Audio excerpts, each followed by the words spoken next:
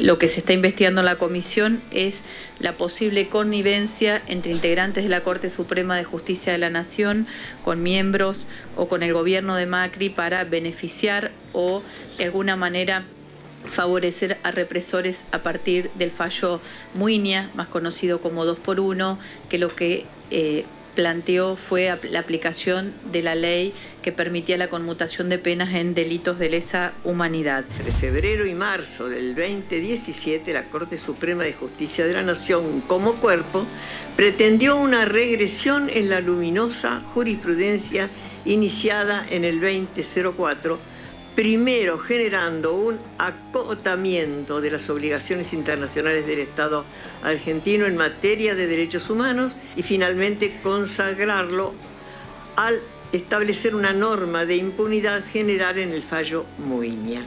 Tengo la obligación de despedirme deseando lo mejor para todos, porque en Argentina todos somos argentinos. No hay enemistad, hay diferencias.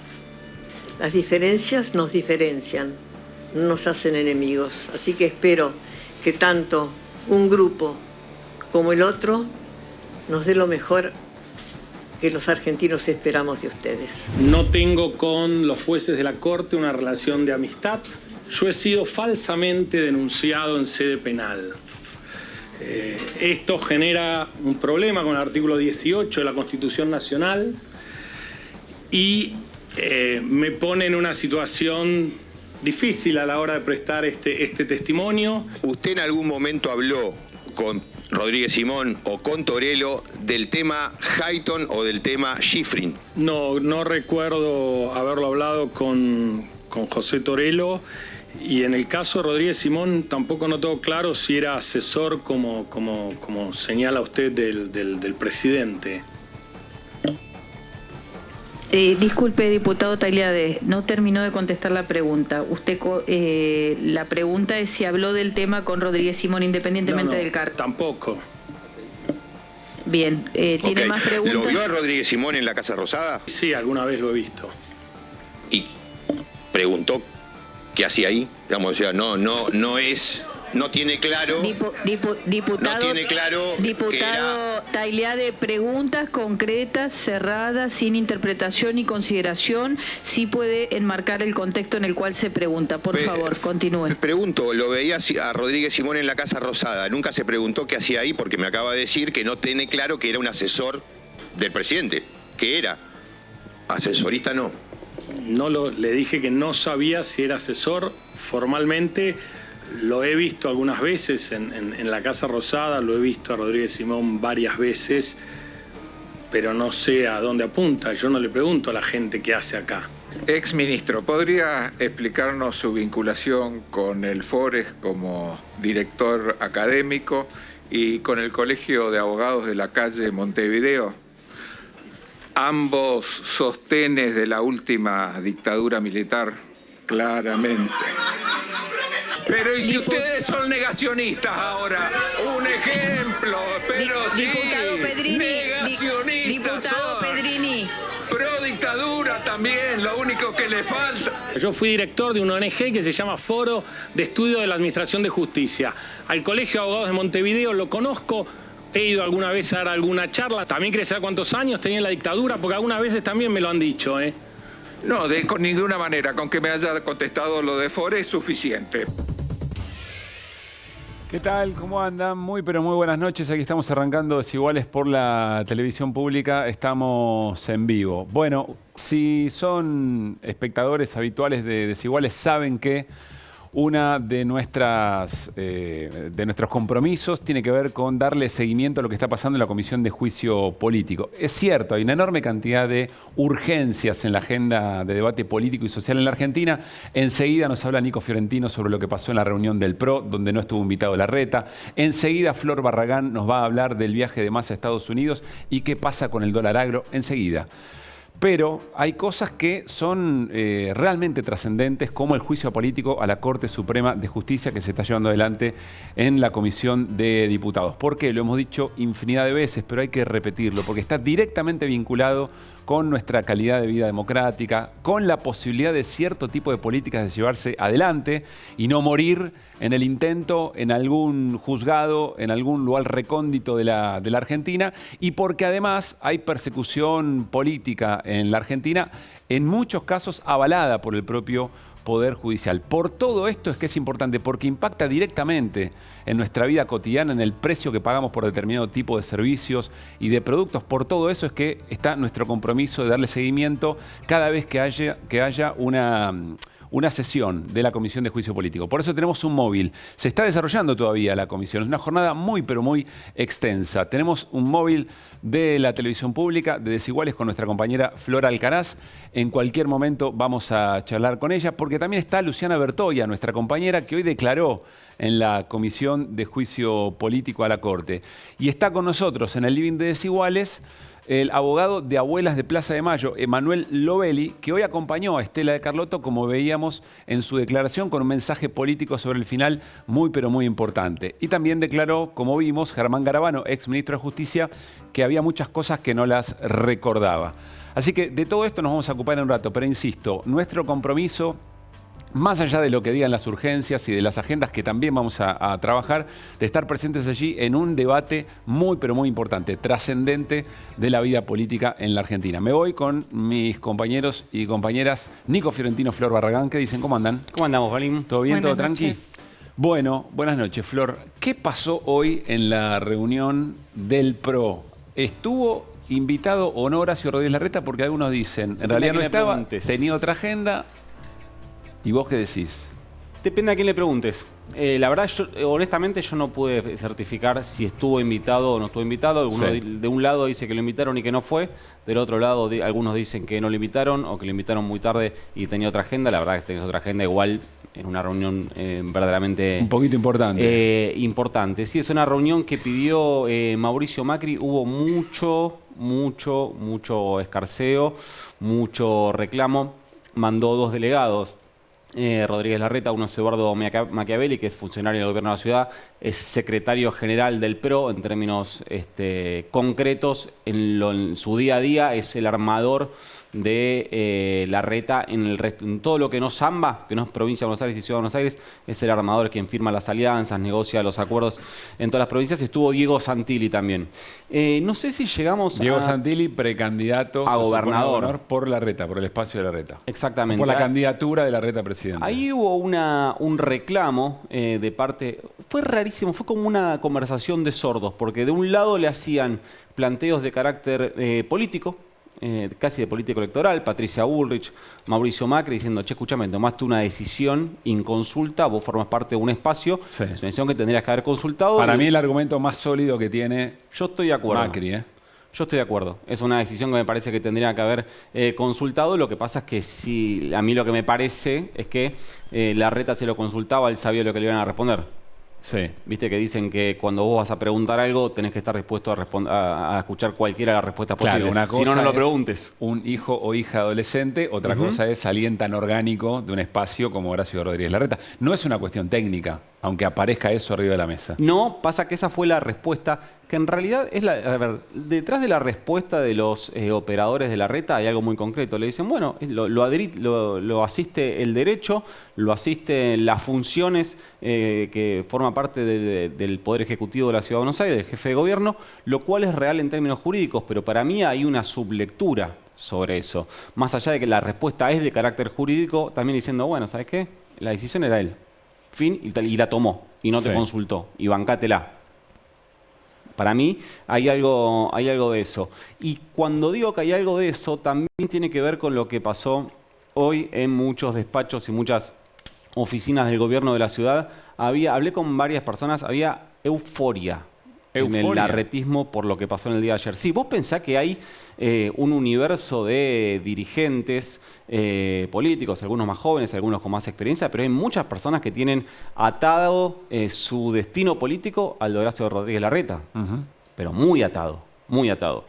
Muchos funcionarios, ministros, secretarios, subsecretarios, directores de oficina que son dirigentes y son militantes de la candidatura. Y que estaban esperando este gesto de Larreta. Y además que no estaban convencidos de que si en algún momento iba a hacer esto. si en algún momento Larreta se iba a plantar contra Macri, como se plantó con esta decisión que conocimos en las últimas horas. Por eso también ahora, ¿qué es el siguiente paso? Porque hay algo que ya pasó, ya lo hizo Larreta, entiendo yo, en forma inesperada para muchos. Bueno, la cuestión es, ¿y la segunda jugada? ¿Y el rebote? ¿Cuál va a ser la segunda? La segunda va a ser, bueno, mirá que yo ahora te saco a todos los míos y que el candidato sea Jorge Macri como vos me pedís para tratar de negociar. Sí. ¿O va a seguir pues decir, la jugando? segunda jugada de Larreta. Claro, ¿cuál va a ser la segunda Porque jugada? la primera jugada de Macri es esta reunión a la que no fue participado de Larreta. Exactamente. Pero vos lo que hay que evaluar ahora es cuál va a ser el siguiente paso de Larreta. Y para mí hay que medirlo respecto a lo que pueda pasar con Jorge Macri. Si Larreta decide bajar a sus candidatos en la ciudad, puntualmente Fernán Quirós, porque Soledad Acuña no se bajó, pero es cuestión o sea, no se bajó para tener una carta más para sacar en algún momento si tenés que negociar una vicejefatura. Por ejemplo, ayer contábamos que, por ejemplo, Martín Lustó quiere que su compañero o compañera de fórmula sea alguien del PRO. No la bajás a Acuña para negociar ese espacio, puede ser en algún momento a futuro, nada que se tenga que resolver en lo urgente, pero estamos hablando más puntualmente de Fernán Quirós. El universo Larreta va recorriendo despachos, oficinas, reuniones con encuestas que miden a Fernán Quirós y lo que ven ellos básicamente es una muy buena imagen, que nosotros lo decimos infinitamente acá. Ni una buena imagen se traduce en muchos votos, ni una mala imagen se traduce en pocos votos. Claro. Eso no es así, no es lineal. Ni imagen ni intención de voto, porque una cosa es que vos digas que tenés intención de votar a alguien, después el momento de poner el sobre en la urna es algo muy, muy distinto. Pero vos lo que estás diciendo es que no está resuelto que Jorge Macri sea el único candidato del PRO. No está... Esto se da por sentado, Nico, ¿eh? No está resuelto que Larreta diga el único candidato del PRO a jefe de gobierno en la Ciudad de Buenos Aires es Jorge Macri. Quiere estirar eso. Estirar eso implica estirar la atención. ¿Por qué? Porque la evaluación inmediata que están haciendo es que la tensión con el ala Macri, Bullrich, Vidal le resultó beneficiosa. Lo están midiendo internamente, lo están midiendo con el rebote, por ejemplo, en las personas que administran la guita en este país, el Círculo Rojo, que nosotros lo venimos contando hace mucho tiempo, los grandes empresarios de la Argentina. Larreta lo desafía a Macri y eso lo hace crecer en términos de imagen y además le acentúa el respaldo político de, por ejemplo, el poder económico. Exactamente, le genera un síntoma de independencia que es lo que hasta acá no había dado ni una muestra nunca. Si algo no había hecho Larreta hasta acá es dar muestras de independencia. Esta es la primera. La primera en 30, 40 años de carrera. Estás dando mucha información y sugiriendo varias líneas que no quiero dejar pasar. Si Larreta efectivamente una cosa es que estire para tensionar, otra cosa es que decididamente ponga a jugar a Quirós también como precandidato. Si a una paso se suma, además de Jorge Macri, Fernán Quirós, Lustó ya dice, bueno, gracias, no les había pedido tanto. Eso no va a pasar. Dos candidatos del PRO no va a haber. Lo que yo te digo es que Larreta no está dispuesto a firmar ahora ya que el candidato del PRO es Jorge Macri. O sea, quiere mantener la atención porque eso le beneficia. Porque eso le reditúa y además tiene herramientas para sostener eso, que son los números de Fernán Quirós, que lo que ellos ven básicamente es que hoy tienen una intención de voto similar, Jorge Macri y Fernán Quirós, pero que el techo, lo que en las encuestas es serías capaz de votar a, que no es lo mismo de a quién vas a votar. A quién vas a votar es la intención de voto. Después hay una segunda pregunta que hacen muchos encuestadores y es, ¿votarías a? Bueno, en el votarías a, ese techo imaginario, que es la posibilidad, lo hipotético, hasta dónde podría llegar, hoy... Esto siempre, recuerden, la fuente es el gobierno de la Ciudad de Buenos Aires, ¿no? Las encuestas que produce y que manda a hacer el gobierno de la Ciudad de Buenos Aires, hoy le dan ese votarías a más alto a Fernán Quirós que a Jorge Macri. Y pregunta, ¿no? Según lo que está diciendo Nico. En este contexto, ¿Larreta no está como redoblando la apuesta? Digo, por un lado, Macri le dice, no hace las elecciones así, por ahora las mantiene. Y vos estás diciendo que aparte dice... Tal vez el candidato no va a ser Jorge Macri. Es decir, las dos cosas que está pidiendo... Por eso digo que hay una cuestión estratégica y por eso digo que lo que hay que mirar mucho es la siguiente jugada y yo no creo que haya una jugada inmediata en los próximos días, salvo que del otro lado de la red muevan algo que lo obliga a reaccionar. pero lo que va a hacer ahora, si hay algo que efectivamente, y me consta porque conozco a muchas personas que trabajan con él hace muchos años, si hay algo que tiene Larreta es método. Nunca es una reacción en caliente. ¿Qué quiero decir con esto? Premeditación antes de la siguiente jugada va a haber básicamente dos tareas muy importantes. Monitoreo de medios, cuál es la evaluación que hacen los formadores y las formadoras de opinión respecto a sus movimientos, y focus group. A partir de esas dos cosas, ahí recién vamos a ver, bueno, y qué es lo que pueda pasar con Fernán Quirós, recién ahí vamos a ver cuál es la siguiente jugada dentro de este universo. Pero hay que estar, no hay que esperar un Larreta ahora desesperado, subido al caballo, que es un poco lo que hizo Macri.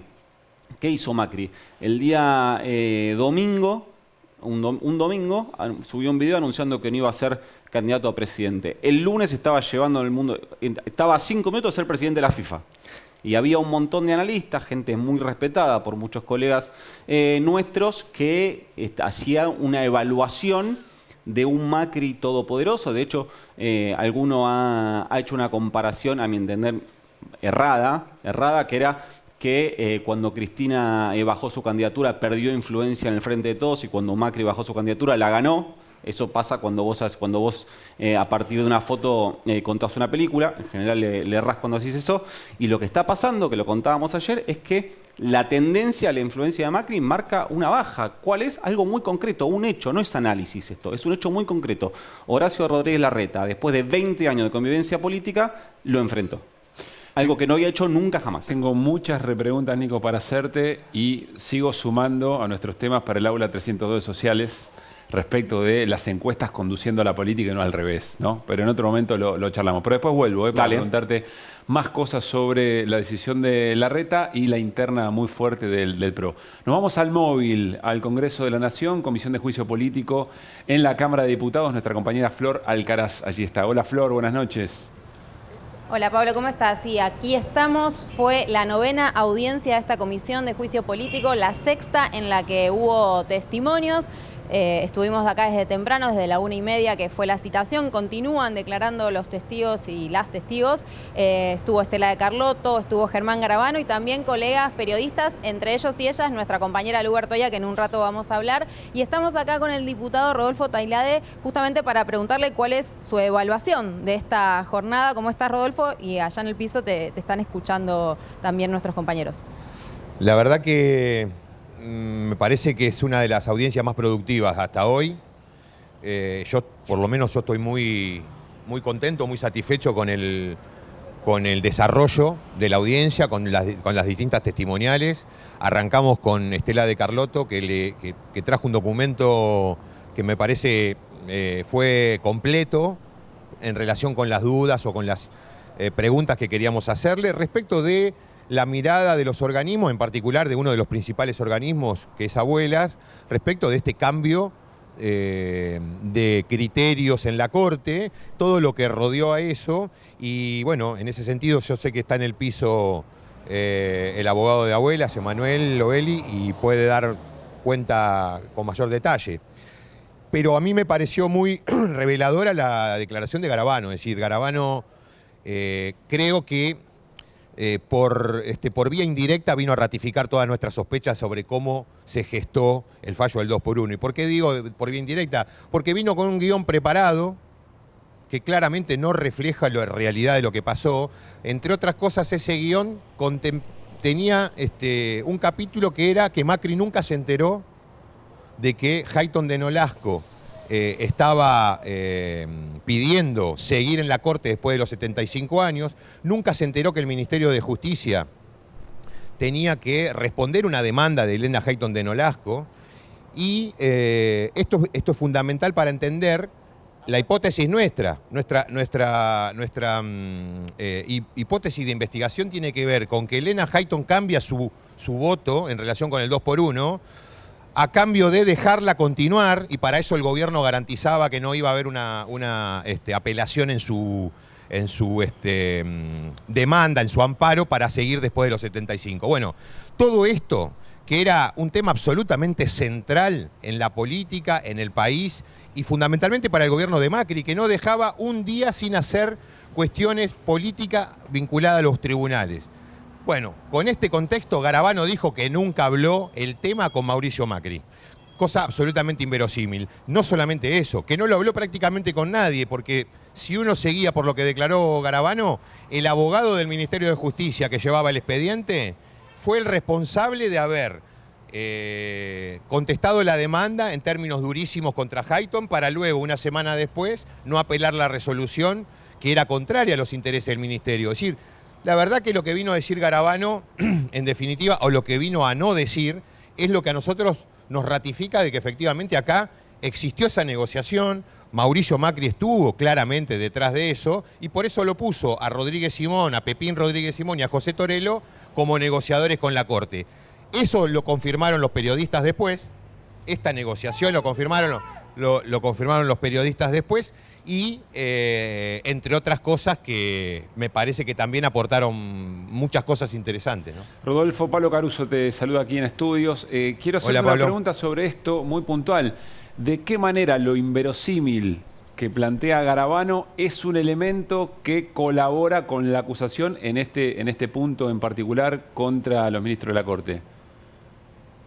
Bueno, si uno está tratando de tapar una cosa, que es lo que está tratando de hacer Garabano, es porque esa cosa existió.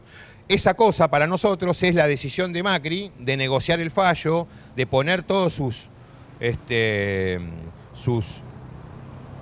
operadores para trabajar alrededor de esto y me parece que quedó muy en evidencia.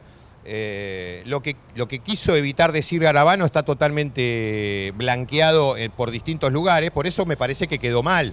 Si él hubiese dicho, yo lo hablé con Macri al tema, la verdad que no tenía nada de malo. En todo caso, lo que podía tener algo de malo es que Macri le pusiera al tanto de una negociación. Pero ¿hay algo más razonable y lógico que avisarle al presidente de la Nación que una jueza que está por cumplir 75 años quiere seguir? Me parece que es lo primero que tiene que hacer el ministro, en este caso de Justicia. Y él dijo que nunca habló del tema con Macri. Algo que, insisto, no puede ser creíble, sobre todo si veíamos cómo era la dinámica del gobierno de Macri, que todos los días te generaba una noticia judicial. Sí, como Rodolfo, que no le diera bola a esto, es muy difícil de creer, ¿no? Me quedo, y ahora lo vamos a conversar también con el abogado de Abuelas y con Lu Bertoya, pero me quedo con esta idea de que hoy fue una de las audiencias más ricas. Déjame hacerte una pregunta sobre otro tema, pero te lo pregunto porque vos... También sí. Ojo, no olvidemos que esta audiencia muy importante le dio un broche la doctora Bertoya, justamente, digamos, ¿no? Con un testimonio que también fue muy importante porque ella escribió sobre algo que nadie escribió, que es una consecuencia del fallo Muini. Es decir, sobre Muini escribieron varios, de hecho está declarando Martín Granowski, sobre el caso Rufino Batalla, que es la reversión de esto, también se escribió, pero sobre el caso Amelon, la que escribió fue Luciana Bertoya y hoy trajo esa información que también viene a consolidar esta hipótesis que tenemos nosotros de que hubo una negociación para revertir años de políticas en materia de derechos humanos. Rodolfo, muchas veces hemos charlado aquí en el piso respecto de tu preocupación, nuestra preocupación por el clima de violencia política y sobre todo puntualmente contra la vicepresidenta Cristina Fernández de Kirchner. Quiero preguntarte tus reacciones, tus reflexiones en torno de la última agresión que involucró también a parte de su familia. No, yo mucho más que lo que se dijo, me parece que hay un repudio generalizado a algo que no es periodismo. Yo no estoy en condiciones de convertirme en un árbitro o en un analista de lo que es el periodismo. No tengo idea, de casualidad sea algo de derecho, pero lo que hicieron estas dos mujeres no es periodismo, es claramente es denigrar a la gente, es agraviar por el solo hecho de agraviar gratuitamente, en el medio de una operación gigantesca que están llevando adelante, que ya lleva varios años contra Cristina, y que no hay forma de que estas canallas y estos canallas entiendan que con los hijos, sobre todo que no participan en política, no tienen por qué meterse. Entonces, y esto lo venimos diciendo hace muchos años y no hay forma de que les entre. Por eso me parece que es importante que haya una intervención del Estado en relación, no sé, no estoy planteando ninguna, no sé si corresponde una sanción, pero tiene que intervenir el Estado. No puede ser que el medio ese diga lo que dice todos los santos días, porque esto no es una excepción, estas dos mujeres. Y puntualmente a ellas que además se han revelado como dos machistas absolutas, ¿no? Con estos comentarios que solamente pueden estar en la cabeza de un machista, además. Rodolfo, ¿crees que buscan presionar para que la vicepresidenta tome algún tipo de decisión respecto de su acción política en estas elecciones? No lo sé, yo creo que me parece que es un agravio por el agravio, porque la enemiga es Cristina, se presente o no se presente a elecciones, sea candidata o no sea candidata, ella es la principal figura política de este país y va a seguir siendo víctima de estas operaciones, de estas digamos, actitudes despreciables, sobre todo cuando vemos que los que son responsables de esto no tienen absolutamente ninguna intención de retractarse, de arrepentirse, de pedir disculpas, van a seguir cada vez más. El Diario de la Nación hace 3 meses quedó en el ojo de la tormenta, el Diario de la Nación, y con eso me refiero al canal de la Nación y a toda esa estructura. Hace 3 meses salieron los chats del Lago Escondido, donde el delincuente del juez Casials dijo que el fallo en su momento contra Gil Carbó, por el cual declaró inconstitucional la mayoría de 2/3 para desplazarla, cosa que ahora nadie se acuerda, todos fingen demencia, ese fallo lo arregló con Julio Zaguier, el director de la Nación. Entonces, que estas dos canallas vengan a mear agua bendita en el canal de esta mafia, la verdad, necesitamos una respuesta urgente del Estado. Rodolfo, finalmente, ¿cuál es la próxima convocatoria a la comisión y quiénes van a ser, quiénes se van a requerir que declaren? Bueno, gracias por la pregunta, porque lo que viene es todavía, me parece todavía más interesante para la sociedad, porque vemos que de a poco vamos instalando el tema del juicio político en la sociedad. La semana que viene empezamos la investigación, las medidas de prueba, los testimonios respecto de la obra social del Poder Judicial y su manejo fraudulento por parte de los ministros de la Corte, que ya ha generado una repercusión nuestro trabajo en la comisión. Acuérdense que hace 2 meses éramos unos payasos, esto era un circo, no tenía destino, no sabíamos qué queríamos. 2 meses después de un trabajo serio, responsable, los jueces de la Corte se están tirando con de todo, están por entregar a Maqueda. Le pedimos un mail que pensamos que no nos iban a dar y nos mandaron el mail que le envió Maqueda a todos los ministros, en donde reconoce los delitos, la corrupción, las irregularidades de la obra social. La semana que viene arrancamos con eso y la verdad que me parece que van a venir algunos testigos. Perdón, que Rodolfo, van a ser ¿reenviaron un mail con estas características? Así de claro. Si me das un minuto te lo explico. Sí, dale, claro. En agosto del 2021... En agosto del 2021 hay una acordada, si se juntan los ministros de la Corte, porque ya el caso de la obra social era un escándalo. Ya había denuncias penales, los afiliados puteaban en arameo, era un escándalo. Entonces se ponen en manos a la obra y en una acordada reforman el Estatuto de la Obra Social. El Estatuto de la Obra Social lo reforman para poner gente del gremio, cosa que nunca había. En esa acordada, Lorenzetti hace una disidencia, diciendo que lo que estaban decidiendo los otros 3 ministros era un absurdo, era absolutamente un sinsentido, pero además hace mención expresa en su voto a un mail que mandó a los otros 3 ministros de la Corte, Juan Carlos Maqueda. Entonces hace referencia a ese mail en donde Lorenzetti habla de que había un detalle de las irregularidades de la obra social. Bueno, nosotros pedimos como prueba esa acordada y en la acordada se menciona el correo electrónico, por lo tanto pedimos el correo electrónico. Con la sorpresa que nos llevamos de que la Corte inmediatamente nos remitió el correo electrónico y a juzgar por lo que dice el expediente interno de la Corte, no quisieron saber nada, lo mandaron directamente a Maqueda para que Maqueda conteste, es decir, lo mandaron al frente a Maqueda. Y la respuesta de la Corte vino con la firma de Horacio Rosati diciendo que básicamente nuestro trabajo era legítimo, es decir, que reconocía la legitimidad del trabajo de la comisión en función de que estamos trabajando sobre un artículo de la Constitución Nacional y nos enviaba el mail. Un correo electrónico donde, lo tengo acá, si querés te lo puedo leer, pero donde decía el juez Maqueda, discúlpame, pero ya que estamos. Dale, claro. Dice otras cosas más, ¿no? Pero lamentablemente mi tarea no fue acompañada de una modernización de la obra social.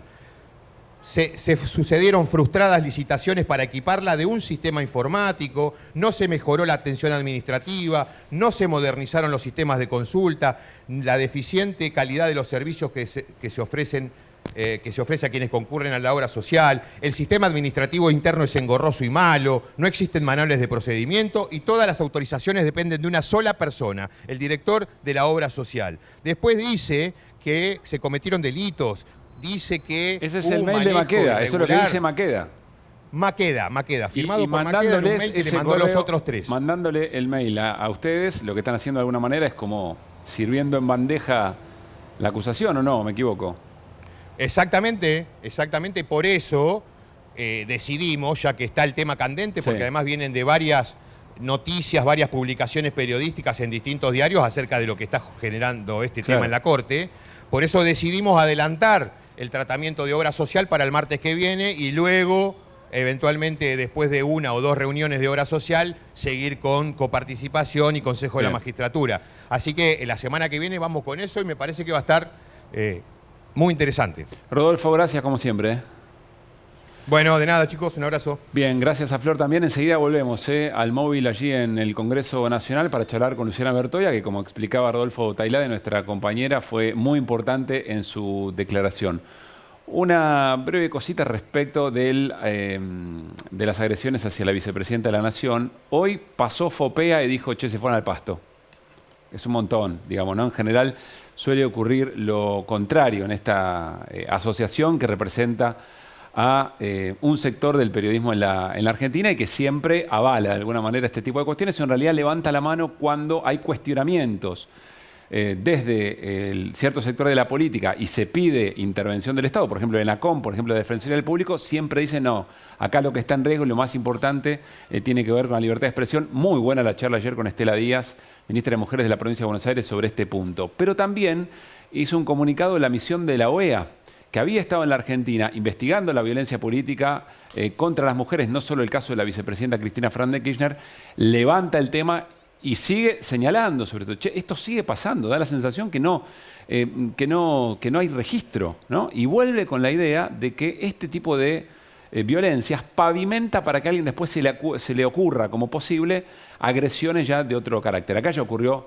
la más grave, digamos, ¿no? Que fue gatillarle en la cabeza a la vicepresidenta, se llame Cristina Fernández de Kirchner o como fuere, respecto a la institucionalidad, pero bueno, Cristina Fernández de Kirchner representa determinado tipo de mirada en la política en la Argentina. No quería dejar pasar esto, me parece importante, y venimos trabajando sobre el odio político y los discursos de odio desde hace mucho tiempo. Bueno, nos vamos al living, al encuentro, como les decíamos, de Emanuel Loeli, que es abogado de abuelas de Plaza de Mayo, y hoy estuvo acompañando a Estela de Carlotto en la declaración. Emanuel, ¿cómo estás? Bien, Pablo. Gracias por haber venido. Gracias por invitarme. ¿Qué es lo más importante que te parece hoy pudieron aportar en la comisión para entender que hay una causal de juicio político a la Corte en función de cómo obró con delitos de lesa humanidad? Sí, mira, creo que en ese sentido Estela fue muy clara. Primero porque, a ver, ella contó cómo fue la historia de abuelas con el Poder Judicial, por así decirlo, cómo primero la búsqueda fue de mujeres solas preguntando por sus hijos y por sus nietos, después que se juntaron, formaron abuelas, lo que fue el juicio a las juntas militares, después las leyes de punto final de obediencia de vida, y después cómo ese camino de impunidad de a poquito se fue desandando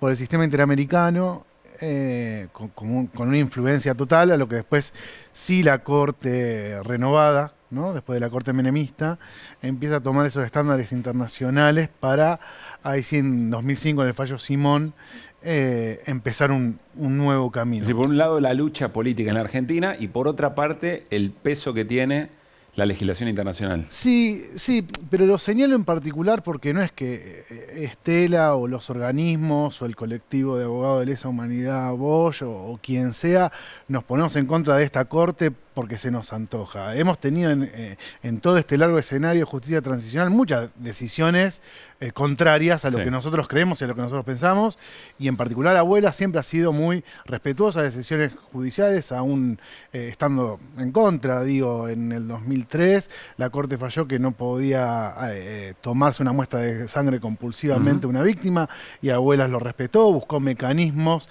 para buscar una alternativa a eso, y se siguió avanzando, y no por eso se salió a gritar a los cuatro vientos que los jueces que no fallan como quiero yo merecen juicio político. ¿Y por qué ahora sí? ¿Por qué ahora sí? Porque sí lo que empieza a hacer la Corte, a partir de...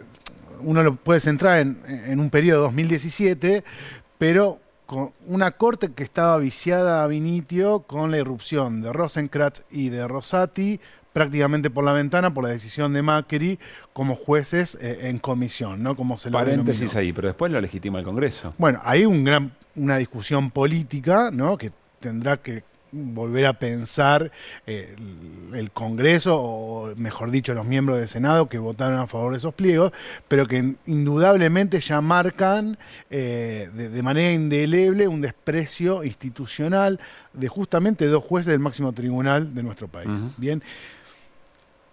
Y creo que lo que pudo hoy volcar Estela es que, si bien Muiña termina siendo la cúspide de la impunidad pretendida, no empieza ahí. Quizá vos recordarás, también por ser periodista... Rápidamente, el caso Muiña, el intento de aplicación del 2 por 1 a un represor, ¿no? Exacto. El fallo en realidad es Viñone, pero Muiña en definitiva era beneficiado.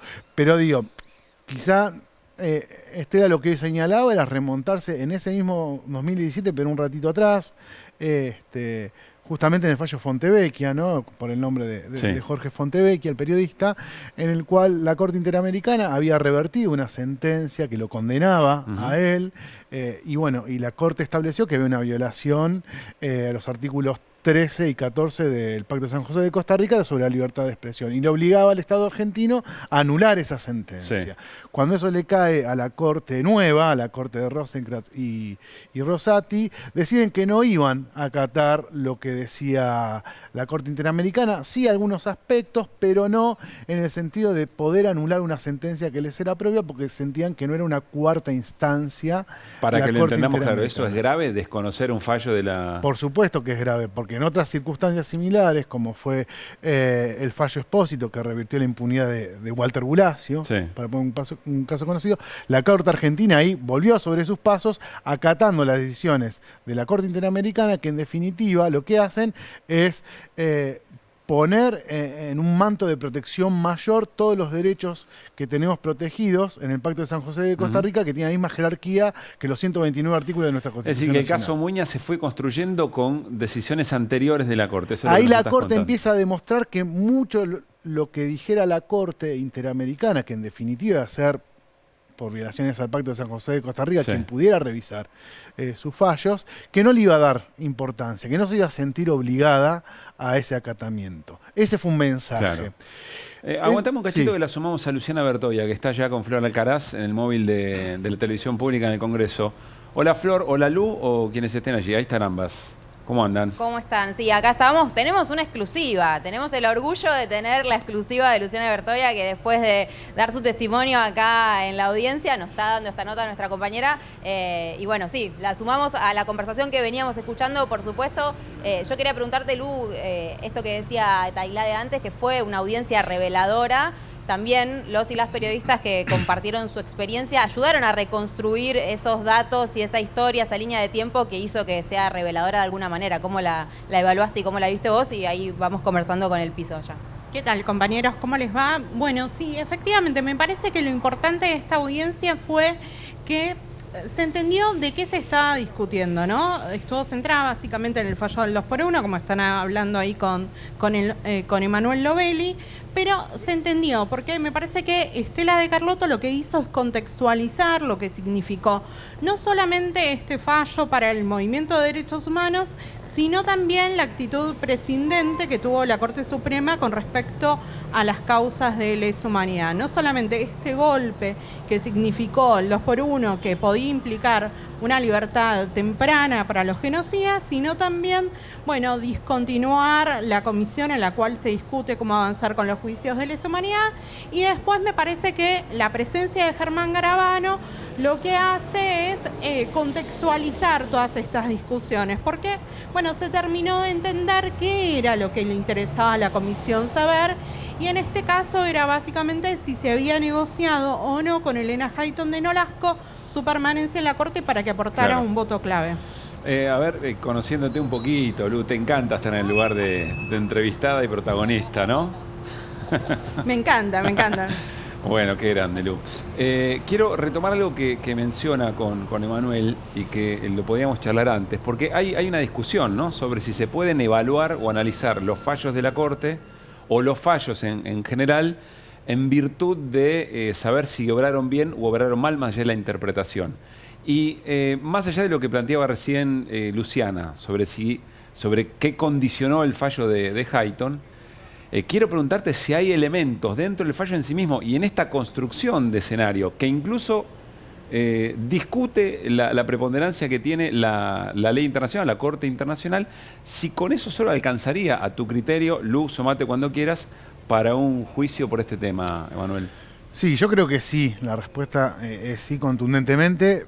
Primero, porque no me quiero retrotraer, pero digo, se fue armando un escenario propicio para buscar esa impunidad. Con ese caso decía Fontevecchia. Fontevecchia, después Alex Peiti, que es un caso que revierte en una decisión de un genocida que tenía prisión domiciliaria y en un caso que la Corte habitualmente no se mete, porque son cuestiones de gravedad institucional, decide fallar.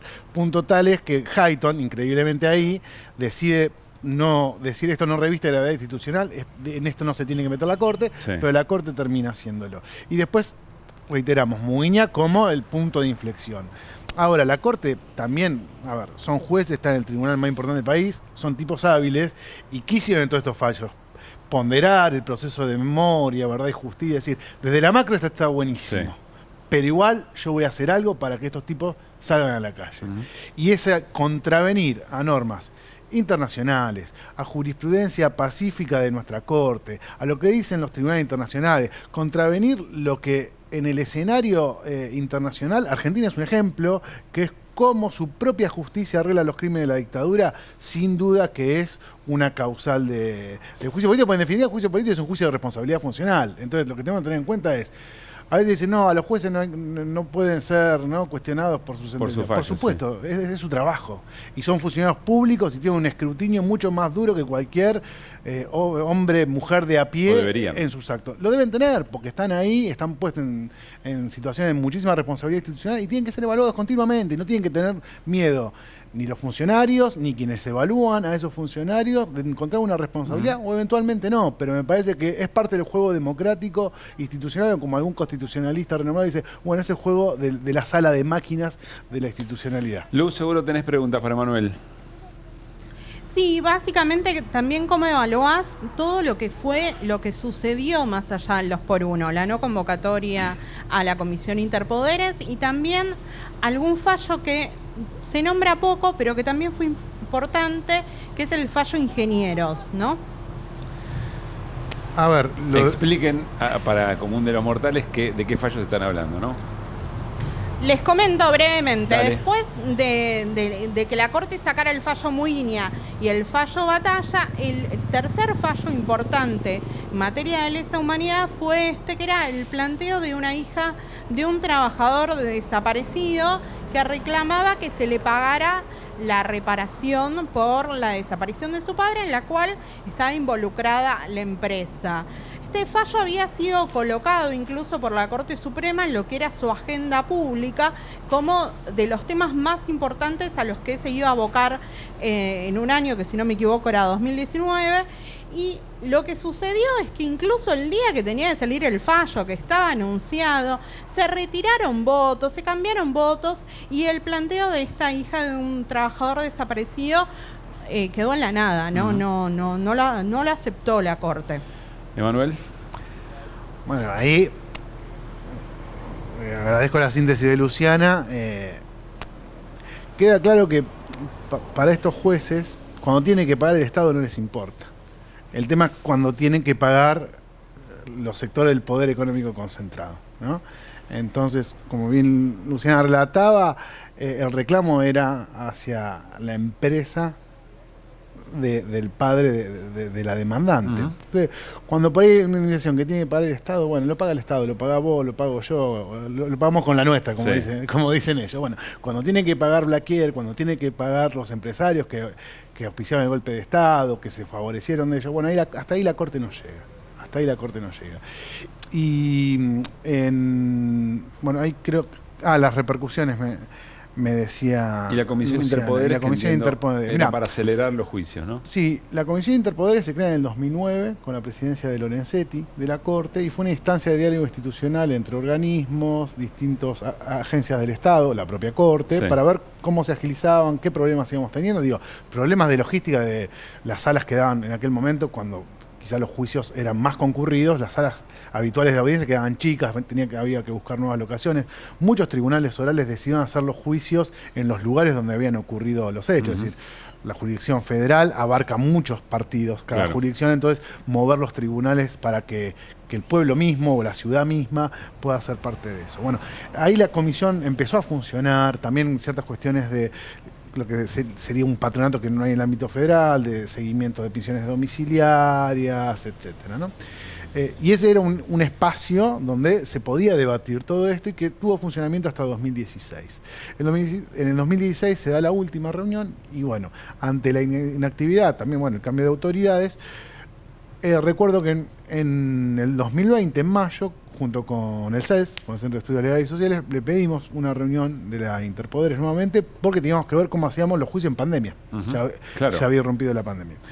No tuvimos respuesta y después... Es decir, la comisión no funcionó. No funcionó. Se había creado, ayer cuando repasaba, muy extraño, me di cuenta que en fin de 2015 se había creado una superintendencia de lesa humanidad que no sé si Luciana tendrá algún dato, pero creo que no ha hecho nada. Y ese espacio, digamos, de discusión y de búsqueda de buenas prácticas para la consecución de los juicios se desactivó. Hasta que en el conflicto que tiene Rosenkrantz con el gobierno, creo que había sido por un pedido de juicio político, decide llamarla a esa comisión. Nosotros en principio habíamos pensado en ir, pero después vimos que en realidad era una maniobra de una disputa política de la cual nada bueno iba a salir con respecto a los juicios, entonces decidimos no ir. Algunos organismos fueron, respeto a la posición de ellos, pero lo que prueba que nuestra sospecha era cierta, que después nunca más se volvió a reunir. La comisión, ni a partir de esa reunión hubo algo ¿Y eso nuevo. es decisión de la Corte? ¿Eso es decisión directa de la Corte? La Corte tiene que convocarla. Rosenkrantz, para su beneficio, la convocó una vez. Rosati todavía no la convocó. Emanuel, gracias por Gracias haber venido. ustedes. Lu, bueno, felicitaciones por el rol que cumpliste, ya lo charlaremos con más detalle y gran abrazo para vos y para Flor. Un beso grande. Muy bien, nos vamos a un corte y al regresar charlamos con Flor Barragán respecto de la marcha del dólar agro, el viaje de Massa a Estados Unidos y un poquito más de lo que está pasando en la interna del PRO con Nico Fiorentino. Ya venimos.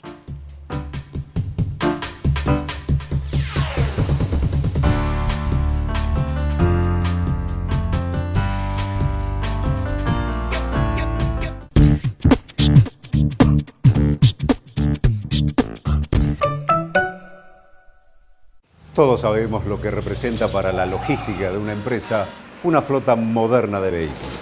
Por eso, a la hora de renovar el parque automotor, piense en el especialista. Adrián Mercado, líder en subastas industriales.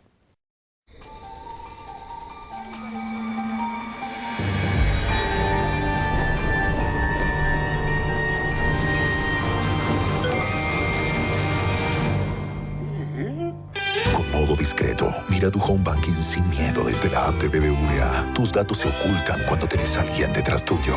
Qué lindo cuando la ves. BBVA, creando oportunidades. Nuestros cuerpos, nuestra voz. Nuestras axilas, nuestra elección. Depiladas, con pelos o con marcas. No importa cómo sean. Todas merecen el mejor cuidado. Por eso cuando elegís DAV, elegís más que protección. Único con un cuarto de crema humectante y vitamina E. Probá DAV y sentí la diferencia desde el primer uso. Me siento hermosa con mis axilas. En Carrefour tenés 7 días de ofertas. Hasta el lunes, 12 cuotas, sin interés, en productos seleccionados de Electro. 50% de descuento en la segunda unidad de alimento seco para mascotas. Además, 50% de descuento en la segunda unidad de ropa interior y medias. Comprá también en carrefour.com.ar. Con el nuevo plan de pago de deuda previsional, esas miles y miles de argentinas y argentinos que trabajaron toda su vida podrán jubilarse. Plan de pago de deuda previsional. Tu esfuerzo cuenta. ANSES, en cada etapa de tu vida. Argentina Presidencia. En Argentina implementamos 1 hora más de clase en las escuelas primarias del país. El que sepa que educar es la respuesta para lograr una sociedad con igualdad, que levante la mano. La educación, nuestra bandera. Ministerio de Educación. Argentina Presidencia. ¿Qué recuerdo te queda de los años en los que tan amorosamente cuidaste a Carlitos Balá? Fue, es y será lo mejor que me pasó. ¿Qué de tu mente sigue siendo niña? Sigue siendo mente de una niña. Todo mi cuerpo, mi mente, no maduré nunca. Conecto en el juego con la gente, siempre los veo, no sé, del lado más puro. Noche de Mente, miércoles a las 20 horas. Televisión Pública.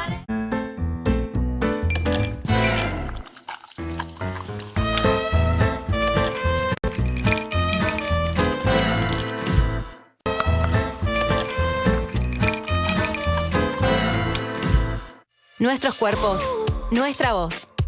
Nuestras axilas, nuestra elección. Depiladas, con pelos o con marcas. No importa cómo sean. Todas merecen el mejor cuidado. Por eso cuando elegís DAV, elegís más que protección. Único con un cuarto de crema humectante y vitamina E. Probá DAV y sentí la diferencia desde el primer uso. Me siento hermosa con mis axilas.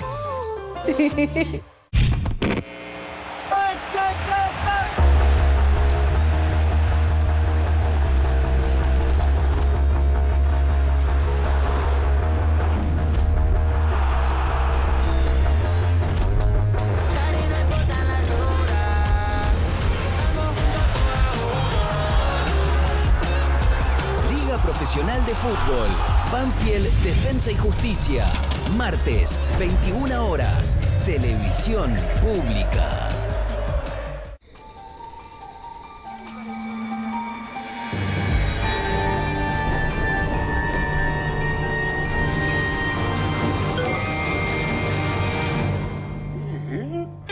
Modo discreto, mira tu home banking sin miedo desde la app de BBVA. Tus datos se ocultan cuando tenés a alguien detrás tuyo. Qué lindo cuando la ves. BBVA, creando oportunidades.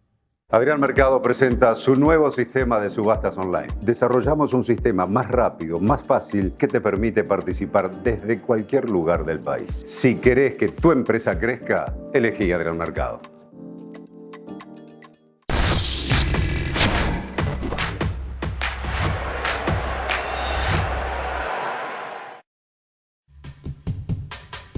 Bueno, muy bien, seguimos en Desiguales. Algunos minutitos antes de que se venga Banfield Defensa, el fútbol de primera división por la televisión pública. Muy lindo partido por ver. A mí Defensa me gusta mucho. Yo si juega Defensa yo lo veo. Bueno. ¿Por qué? Porque juega bien. Hay un estilo, hay una búsqueda. Mejor no hablemos de fútbol. Hay Yo proyecto. no quiero hablar de fútbol hoy. Mi presidente tenemos. Qué bárbaro, ¿eh? El presidente no tiene técnico, no tiene un 4, no tiene... ¿Cómo? Yo creo que me presenta ahí la puerta de la avenida Mitre y me ponen a jugar. Estamos hablando de la renuncia de Doman de la presidencia independiente. Un 12% de los votos sacás. Decís, 12% sacás, tenés un piso alto. Claro. Pero claramente tiene un volumen político la renuncia de Doman. Sí, claro. Porque ni siquiera la llegada de Almirón y todo lo que pasó en Boca generó esto. Y además, a 5 meses de haber asumido, eso le pasa a los técnicos y está mal que en 5 meses se vayan porque no le dan resultado. Ojo con la carta de Doman, porque Doman dice en la carta, a mí me prometieron banca económica, iba a llevar guita de algún lado y eso no llegó. Y se habían comprometido y no era mi laburo traer esa guita. Sí. Hay que analizarlo. Bueno, Flor, en materia económica, ¿por dónde arrancamos? En materia económica, ¿te acordás del plan Puente? Este plan que tiene el gobierno, porque un año muy difícil, Sí. tenés sequía, ¿cómo vas a hacer para un puente para llegar a la próxima cosecha y que no te falten tantos dólares y que eso no te genere una brusca devaluación? Plan Bueno, Puente que sale de la reunión con Biden. claro, fueron las palabras textuales que usó Alberto Fernández después de reunirse con el presidente de Estados Unidos. Dijo, Estados Unidos nos va a bancar con un plan Puente. También se están haciendo medidas desde acá. Una fue el dólar agro, pero esa medida puntual de plan Puente, digamos, que se liquiden esos dólares del sector agropecuario, de la soja, economías regionales, empezó ayer, pero por ahora no hay muchas novedades, digamos. ¿Qué ¿no? quiere decir eso? ¿O en qué lo ves? No pasó como en otros dólar agro que arrancaba y ya había millones en liquidaciones. Sí. ¿Qué es lo que se están viendo dentro del gobierno? Preguntás Banco Central, Ministerio de Economía, te dicen todavía faltan algunas reglamentaciones, faltan algunas cositas, letra chica. Por ejemplo, economías regionales no está definido cuáles entran, porque la canasta básica depende mucho de las economías regionales, digo, de frutas, yerba, un montón de cosas que les va a impactar el dólar agro. ¿Y qué pasa si el productor de yerba dice, un dólar de 300 exporto todo, no lo dejo en el mercado interno? Digamos, eso se tiene que definir Se para que no trasladaría el precio a mercado interno. tendrías a un los salto en los claro. precios. De hecho, Llegan a hacer eso con el vino y hago un piquete solo la 9 de julio. te digo algo, sacó Álvarez Agis un informe que dice que de economías regionales el 40% el 40% de lo que está ahí está en la canasta básica. Sí.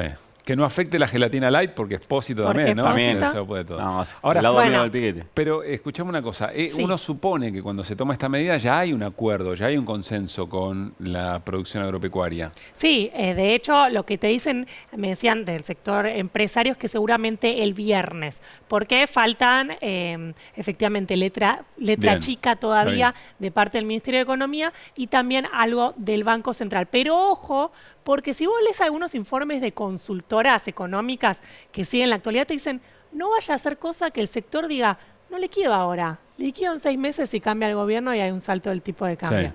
Esa es la lectura de las consultoras. Así que Pero eso es lo que te digo, debería haber sido un acuerdo antes del lanzamiento del sí, del por eso, el programa. sector que se sentó en la mesa con Massa Sí. te dice, esto el viernes empieza. Bien. Pero mirá los datos que trajimos del impacto que efectivamente, si se cumple lo que el gobierno quiere, Sí. vas a tener un impacto. Digo, se podrían liquidar 5.000 millones en soja, 3.500 millones de economías regionales.